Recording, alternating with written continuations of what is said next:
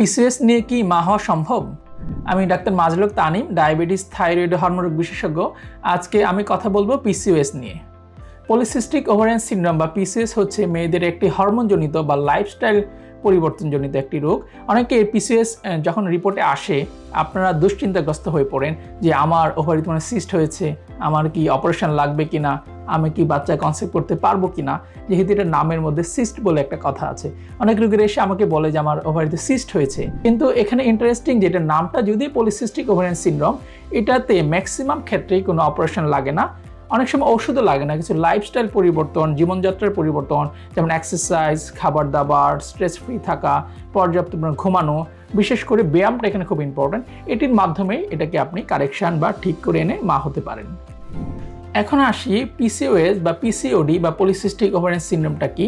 এটি হচ্ছে মেয়েদের একটি হরমোনজনিত রোগ, যেখানে মেয়েদের যে লক্ষণগুলো প্রকাশ পায়, মাসিক অনিয়মিত থাকতে পারে, ঘাড় বা বগলে কালো হয়ে যেতে পারে, এবং মুখে অবাঞ্ছিত লোম হতে পারে পুরুষের মতো, অথবা মুখে একনি বা ব্রণ হতে পারে। এবং আল্ট্রাসোনোগ্রাম করলে আল্ট্রাসোনোগ্রামে পলিসিস্টিক অ্যাপিয়ারেন্স বা অনেকগুলা ছোট ছোট সিস্টের মতো পাওয়া যায়।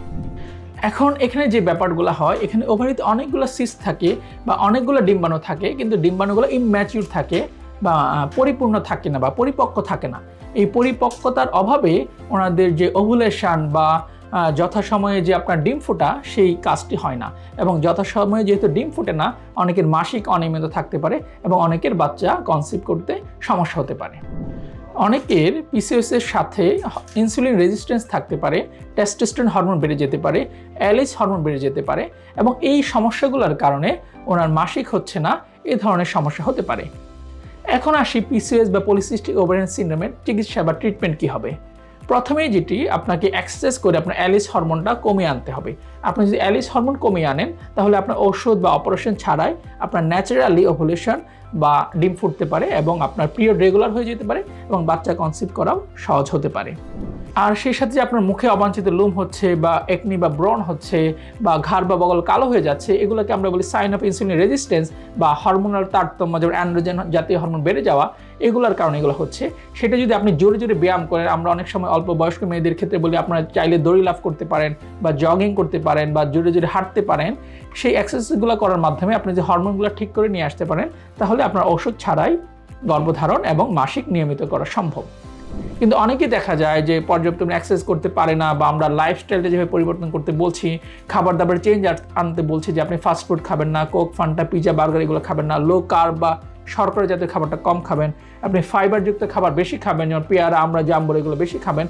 এগুলোর মাধ্যমে কেউ যদি আপনার ইনসুলিন রেজিস্ট্যান্স না কমাতে পারে বা ওজন না কমাতে পারে, তাহলে আমরা অনেক সময় ম্যাটফর্মিন জাতীয় ওষুধ দিয়ে থাকি ইনসুলিন রেজিস্ট্যান্স কমানোর জন্য। এবং কারো যদি টেস্টোস্টেরন হরমোন বেশি থাকে, আমরা টেস্টোস্টেরন কমানোর জন্য ওষুধ দিয়ে থাকি। এবং কারো যদি মুখে অবাঞ্ছিত লোম থাকে, অনেক সময় লোমগুলো রিমুভ করার জন্য আমরা বিভিন্ন ধরনের ক্রিম বা অয়েন্টমেন্টও দিয়ে থাকি। তাই কারো যদি পিসিওএস থাকে, আপনারা দুশ্চিন্তাগ্রস্ত হবেন না।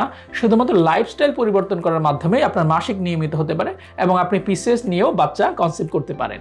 ধন্যবাদ।